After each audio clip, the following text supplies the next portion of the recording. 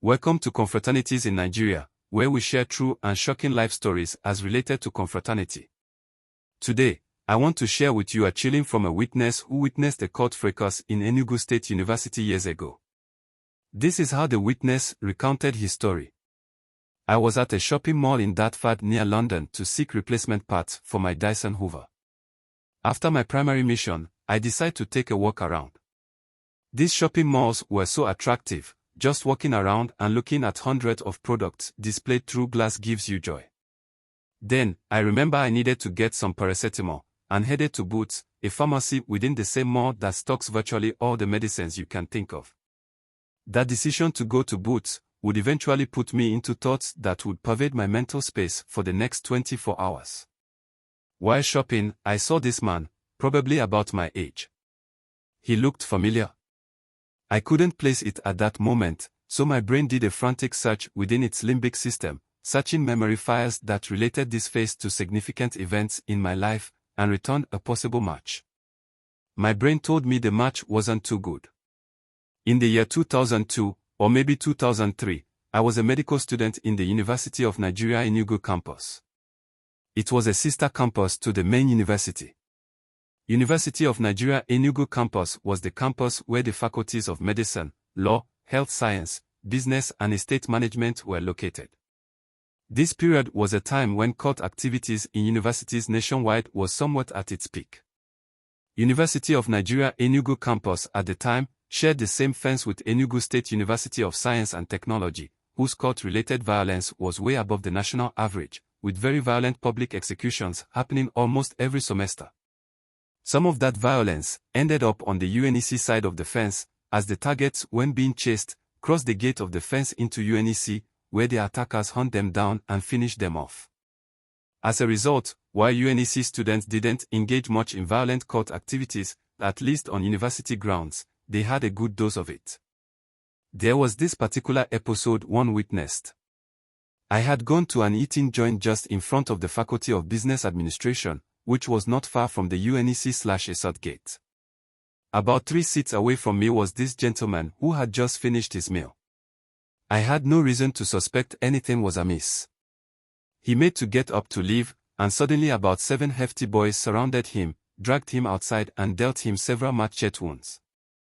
Gunshots were fired in the air, and everybody started running helter-skelter.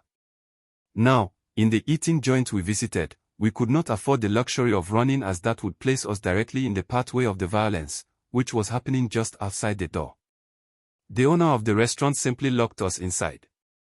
This placed us at a vantage point to witness first-hand the movie that was unfolding. After being beaten, stabbed and shot on the leg, the guys left, and everyone thought the worst was over. Apparently we were wrong, as one of the attackers returned after the first round of beating, and headed towards their victim. I could hear his fellow cultist shout, "Emeka, stop. Leave the guy, he will die before the police come, don't waste your bullet please." The Emeka of a guy obviously was not listening. He approached their target on the ground, brought out his gun, aimed for the chest and shot him. After that he placed the gun point blank on the head and shot him again. Those of us hiding in the restaurant screamed in horror. The victim, who had been making struggling movements on the ground, stopped moving, as blood started oozing out of his head and chest. Well, the police came 1 hour later to retrieve the body. A guy who ordered a meal of a butcher and fried fish and ate it with relish did not know he was having his last meal on earth. Anyway, back to London. After my brain went through this search, the name Emeka just continued resonating in my head. The face was almost unmistakable. But that was over 10 years ago. Perhaps I was just being too presumptuous, a silent voice told me. Perhaps this is just a look-alike, another inner voice said. I decided to forget about everything. I went to the counter to pay for the drugs I bought. There was a lady in front of me. She looked around as if she was looking for someone, perhaps someone who had accompanied her to the place. After looking around in disappointment, she brought out her phone, dialed a number, and spoke, "Emeka, please come to the counter." I looked round, and it became very obvious whom she was calling. Our man in question came to the counter, holding a little girl in hand, probably his daughter, and going to meet the woman who called him, a woman I assumed to be his partner, and possibly mother to the girl. I was kind of disappointed in life that moment.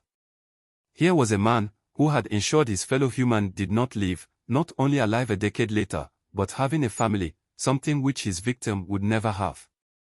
I was deeply immersed in thought. I forgot about my immediate environment, as the event that day kept replaying in my head, and I kept trying to reconcile it with the person I was seeing. His little daughter kept looking at me and smiling, showing me her furry present. I smiled back, thanking God she is too small to tell a real smile from a fake one. Sometimes, you just wish karma was real, precise and consistent.